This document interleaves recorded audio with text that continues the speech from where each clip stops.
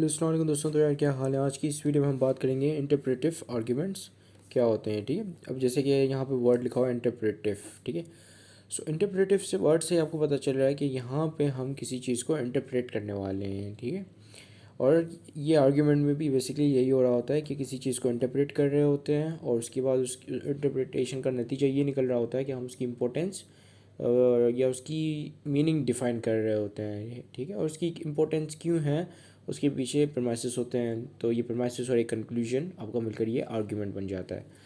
तो चलें थोड़ा डिटेल में पढ़ लेते हैं। These are the arguments that interpret something and defines it meaning और इम्पोर्टेंस। ठीक है, अब इम्पोर्टेंस क्यों, अगर मैं कहूँगी ये चीज़ इंपॉर्टेंट है तो मैं सिर्फ इसको एज अ कंक्लूजन पेश नहीं कर सकता एज अ आर्ग्यूमेंट। ठीक है, सिर्फ एक कंक्लूजन और आर्ग्यूमेंट के अंदर that doesn't make a argument.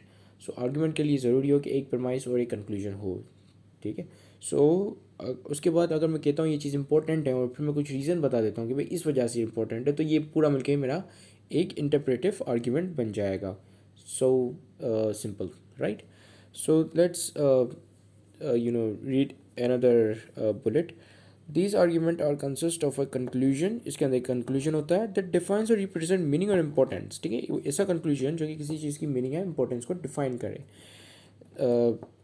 Something defines the meaning importance, sorry, represent meaning or importance of something, and then there are reasons to support that the importance is actually true। ठीक है, अगर एक conclusion है उसमें कहूँ कि ये चीज़ important है, ऐसा करना इंपॉर्टेंट है, और उसके बाद मैं रीजंस बताऊँ कि भाई ये रीज़न है इसकी वजह से ये करना इंपॉर्टेंट है। ठीक है, सो ये रीज़न क्या बता रहे हैं कि ये इंपॉर्टेंट है, ये चीज़ सही है, ये एक्चुअली ये बात ट्रू है। ठीक है, सो रीज़न इस चीज़ को सपोर्ट कर रहे होते हैं। सो ये पूरा आर्ग्यूमेंट जो हुआ जिसके ऊपर मैंने कुछ ऐसे प्रमाइसेस मतलब लिखे हुए हैं जो कि ये बता रहे हैं कि ये चीज़ वाकई में इंपॉर्टेंट है, तो ये एक इंटरप्रेटिव आर्ग्यूमेंट हुआ कि एक चीज़ को मैं बता रहा हूँ कि इसकी ये मीनिंग है, ये जो है इस वजह से इंपॉर्टेंट है। ठीक है, इसके अंदर थ्योरी भी आपके पास आती है, हाइपोथेसिस भी आते हैं, आ सकते हैं।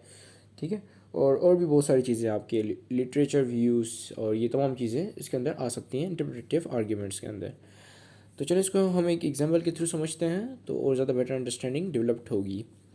सो उसमें देखिए लिखा होगा कि English language is very essential these days. Essential का क्या मतलब होता है, इंपॉर्टेंट है। ठीक है, इंपॉर्टेंट है दीज डेज। अगर मैं कहूँ कि बस यहाँ तक मेरा आर्ग्यूमेंट है तो कोई मानेगा कि भाई असेंशियल है?